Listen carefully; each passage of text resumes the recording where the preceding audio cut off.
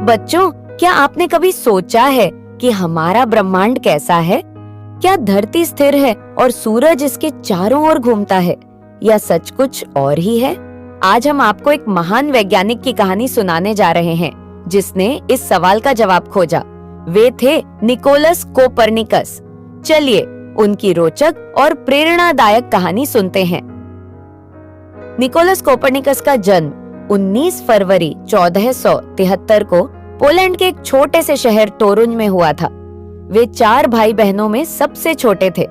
उनके पिता एक व्यापारी थे और उनकी माता एक स्नेहशील महिला थी। जब निकोलस केवल 10 साल के थे, उनके पिता का निधन हो गया। इसके बाद उनके चाचा लुकस वाजेनरोड, जो एक बिशप थे, उनकी देखभाल करने लगे।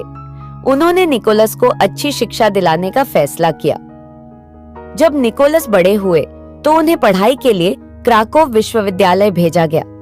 वहां उन्होंने गणित, खगोल शास्त्र, एस्ट्रोनॉमी और विज्ञान की पढ़ाई की। उन्होंने अपनी पढ़ाई के दौरान कई सवाल किए। आकाश में तारे कैसे घूमते हैं? ग्रहों की चाल कैसी होती है? क्या सच में सूरज पृथ्वी के चारों ओर घूमता है? लेकिन इन सवालों के सही जवाब किसी के पास नहीं थे।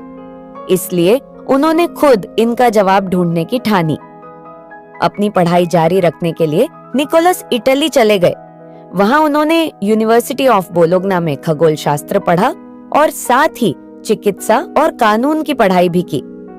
वहां उन्होंने ग्रहों की गति को समझने के लिए प्रयोग शुरू किए।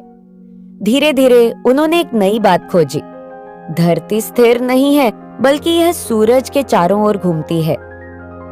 उस समय के लोग मानते थे कि पृथ्वी ब्रह्मांड का केंद्र है और सभी ग्रह और सूरज उसके चारों ओर घूमते हैं।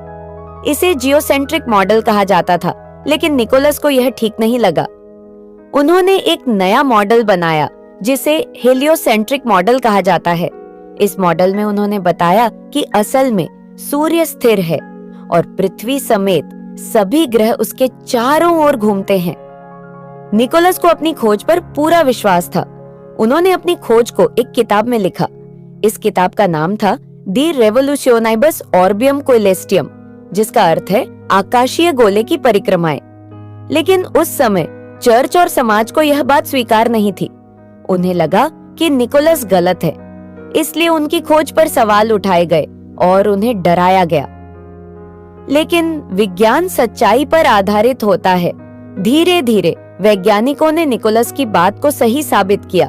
बाद में महान वैज्ञानिक गैलीलियो और केपलर ने भी उनकी खोज को आगे बढ़ाया। अपनी खोज के बाद निकोलस कोपरनिकस ने शांति से जीवन बिताया। 24 मई 1543 को जब उनकी किताब प्रकाशित हुई, उसी दिन उन्होंने इस दुनिया को अलविदा कह दिया। हालांकि उनके विचारों को उस समय ज्यादा मान्यता नहीं मिली, लेकिन उनकी खोज ने आधुनिक विज्ञान की नींव रखी। आज हम जो कुछ भी खगोल शास्त्र में जानते हैं, उसकी शुरुआत निकोलस कोपरनिकस की खोजों से ही हुई। तो बच्चों, इस कहानी से हमने क्या सीखा? हमने सीखा कि सच्चाई को खोजने के लिए हमें सवाल पूछने चाहिए। निकोलस कोपरनिकस ने यह नहीं माना कि जो सब कह रहे हैं वही सच है। उन्होंने खुद सोचा, परखा और एक नई सच्चाई को दुनिया के सामने रखा। अगर आप भी विज्ञान में रुचि रखते हैं तो हमेशा नए सवाल पूछते रहिए, क्योंकि ज्ञान ही सबसे बड़ी शक्ति है। अगर आपको यह कहानी पसंद आई हो तो लाइक, शेयर और सब्सक्राइब करना ना भूलें। अगली बार फिर मिलेंगे एक और महान वैज्ञानिक की कहानी के साथ। तब तक अपना ध्यान रखिए और खुश रहिए।